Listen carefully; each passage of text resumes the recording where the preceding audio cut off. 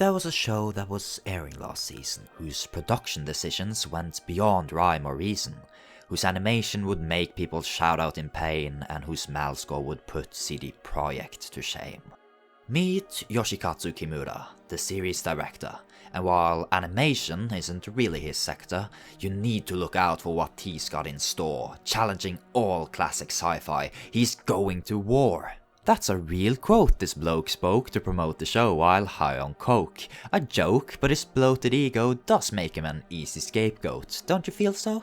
Here is a man who would proudly exclaim that this show is his gateway to fortune and fame, a revolutionary piece, anime of the year, and he'll shout from the mountain for all weebs to hear.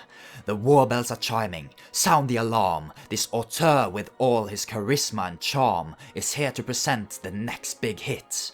He pauses a bit, then bombastically points to a big pile of shit. X-Arm.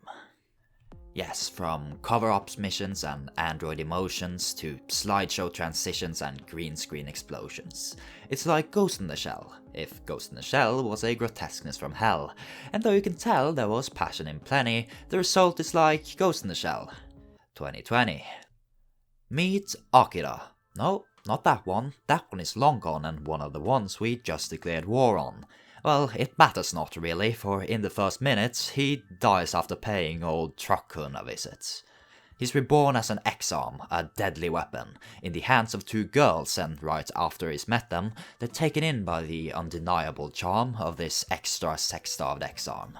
He joins them in battle, for he has made up his mind, under the leadership of an arsehole, the ex-army kind, and with them is Miss Genki with a brother complex, a lolly computer flexing her specs, and two onesans for their appeal of sex.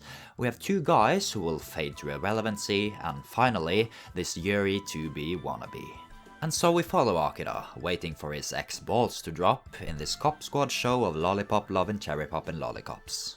But what do you do at the final farewells when you realize your last enemy is yourself? And as they face the final boss, it won't go down without a loss, for Genki and Akira both lost their brothers, and then there's this guy, and probably others.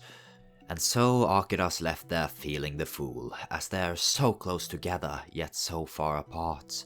Because what they don't teach you at X-Arm school is how to heal a broken heart. I say that, but she seems quite at ease though, after a minute of mourning and a rest in peace, bro. And with that, our team is left with a closure.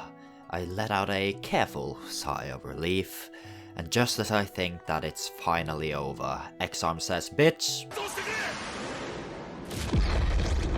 See you next week." Yes, after face-planting off a building from the 21st floor, X-Arm gets up and says, could go for 10 more. And so it's revealed that the final opponent is a virus born from a beta component.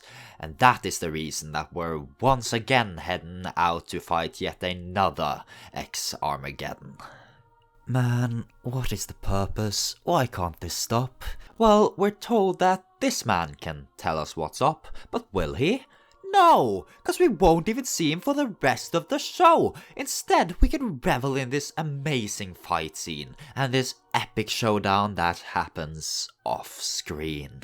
I'm so done, man. I watched 12 episodes of this shit only for the final battle to be a narration over 3 robots lying in rest mode. Just pull the plug. And so the adventure comes to an end. And let me tell you, it wasn't without a fair share of issues. So it's time to say goodbye, X-Arm old friend. I think in time I might come to miss you. Cause no matter how bad at the end of the day, I still took the time to write out this letter. Yet I still know some guy in the comments will say, "Fuck you, Evangard, the manga was better." Maybe the true X-Arm were the friends we made along the way. So, what did we learn from this abomination? There must be some meaning for us to attach to. Well, you don't need to be perfect to be a sensation, cause if you shit your pants hard enough, then people will watch you.